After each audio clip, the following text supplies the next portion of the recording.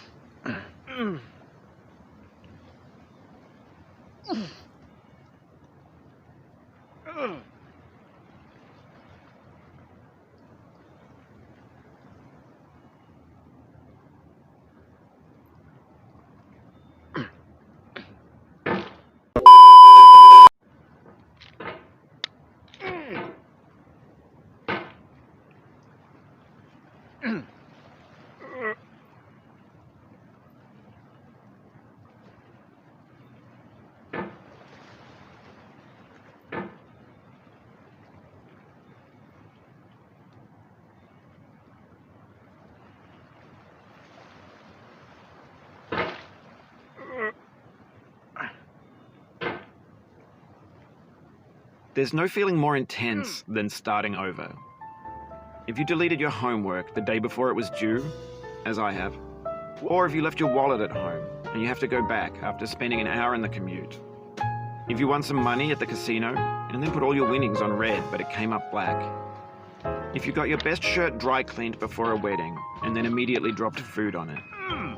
If you won an argument with a friend and then later discovered that they just returned to their original view. Starting over is harder than starting up. If you're not ready for that, like if you've already had a bad day, then what you're about to go through might be too much. Feel free to go away and come back. I'll be here.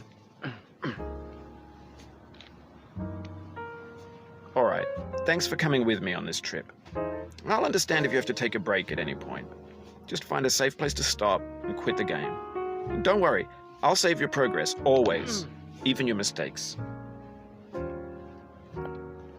This game is a homage to a free game that came out in 2002, titled Sexy Hiking. The author of that game was 噚ęζωπ, a mysterious Czech designer who was known at the time as the father of B games. And B games are rough assemblages of found objects. Designers slap them together very quickly and freely, and they're often too rough and unfriendly to gain much of a following. They're built more for the joy of building them than as polished products.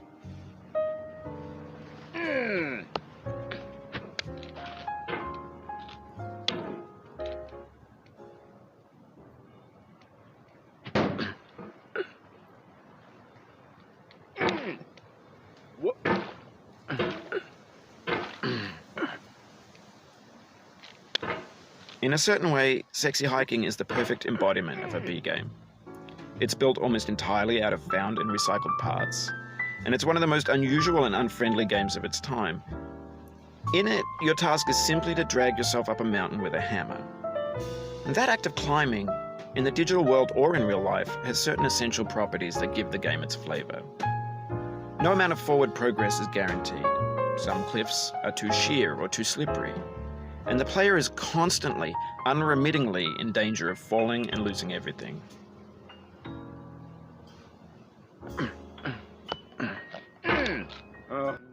Oh, you just lost a lot of progress. That's a deep frustration. It was at this moment that he knew he fucked up. Oh shit, here we go again.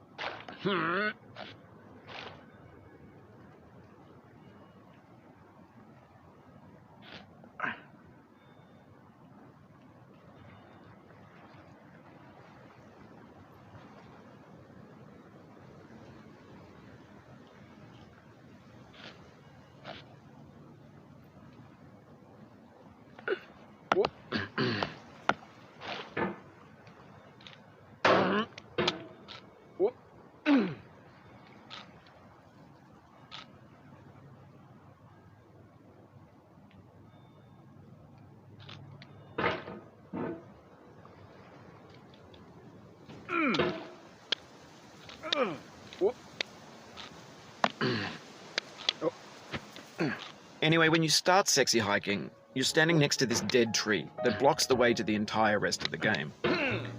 It might take you an hour to get over that tree, and a lot of people never got past it. You prod and you poke at it, exploring the limits of your reach and your strength, trying to find a way up and over. And there's a sense of truth in that lack of compromise. Most obstacles in video game worlds are fake. You can be completely confident in your ability to get through them once you have the correct method or the correct equipment or just by spending enough time. In that sense, every pixelated obstacle in sexy hiking is real.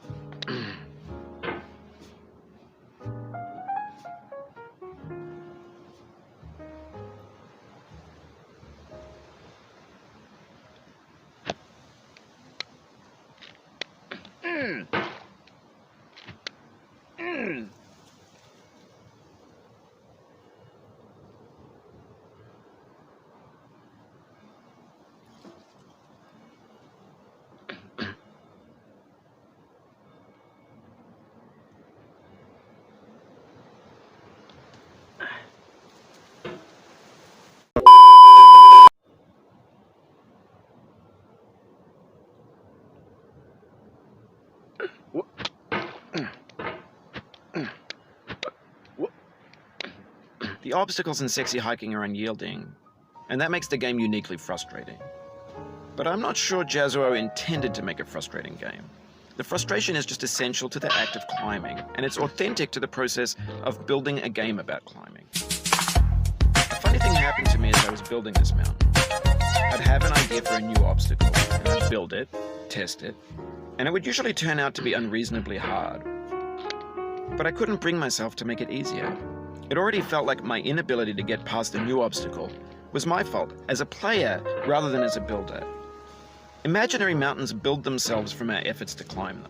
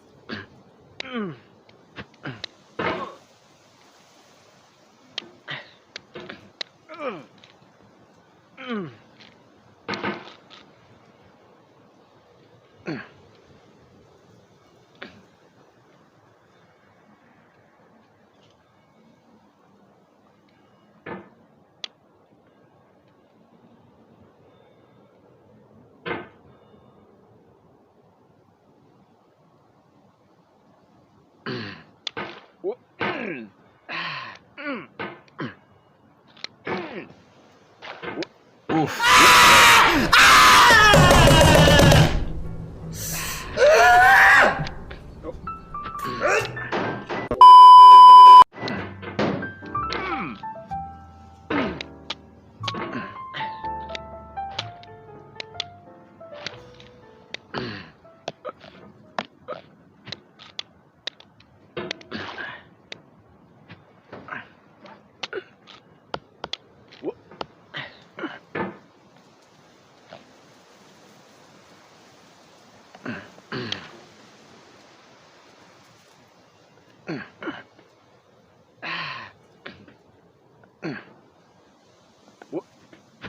Oh, it happened again.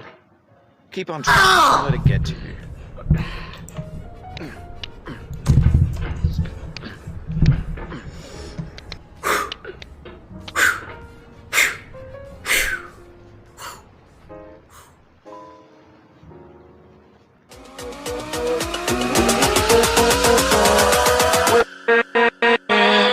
with